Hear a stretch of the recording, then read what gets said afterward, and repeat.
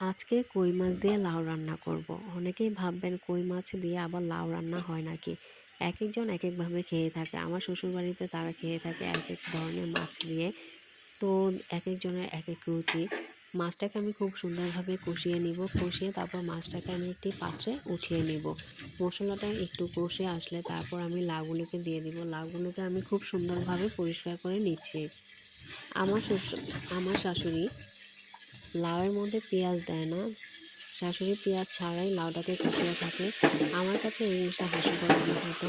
কিন্তু এখন আমি পেঁয়াজ ছাড়াও রান্না করতে পারি। কিন্তু তারপরেও মনে হয় যে পেঁয়াজ দিলে তরকারিটা একটু কষা ভুনা ভুনা হয়। পেঁয়াজ ছাড়া আমি সত্যিই একদমই রান্না করতে পারি না।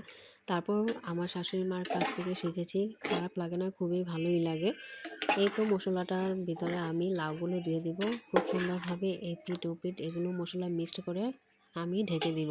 কিছুক্ষণ পরে লাউটা যখন এই তো বলক উঠে আসবে, তো আমার লাউটা আর আগেই বলক উঠে এসেছে, সিদ্ধ হয়ে গিয়েছে। এখন আমি মাছগুলোকে দিয়ে দিব। মাছগুলোকে আমি বেশি নাড়াচাড়া করব না, কারণ আমার একটা স্বভাব আছে, আমি তরকারি অনেকবার নাড়াচাড়ি করি, এর মাধ্যমে আমার মাছগুলো একদমই ভেঙে যায়।